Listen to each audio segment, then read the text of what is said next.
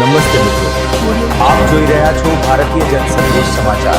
હું છું દિનેશ કુમાર બાબરિયા, ભાવનગર।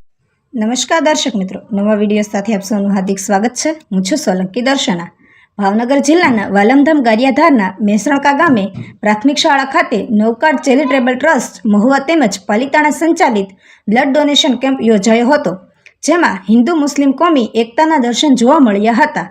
જેમાં કંટારિયા પરિવારના સર્વવાસ ખીમાભાઈ હાદાભાઈ કંટારિયાના દીકરા પૌત્ર મનીષભાઈ સવજીભાઈ કંટારિયાના દીકરી નિશિકાબેન એરિકાબેન કંટારિયાનો જન્મે દિવસ નિમિત્તે આ રક્તદાન કેમ્પનું આયોજન કરવામાં આવ્યું હતું, જેમાં મેસરણકા ગ્રામ્યજનો મોટી સંખ્યામાં એકઠા થઈને સાથે મળીને રક્તદાન કર્યું હતું।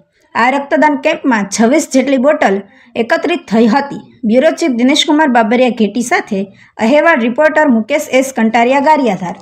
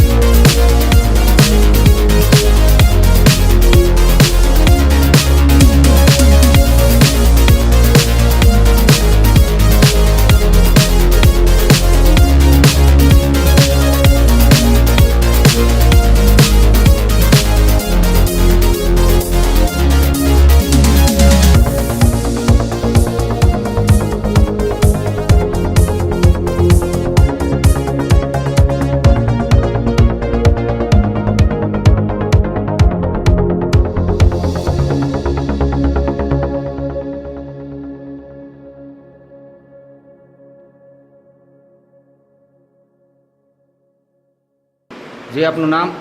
સજુભાઈ જોડેદાર, મેસરણકા સરપંચ પ્રતિનિધિ। આજ શું કાર્યક્રમ કરવામાં આવ્યો હતો? આજે રક્તદાનનો કાર્યક્રમ કરવામાં આવ્યો હતો મેસરણકા પ્રાથમિક શાળામાં।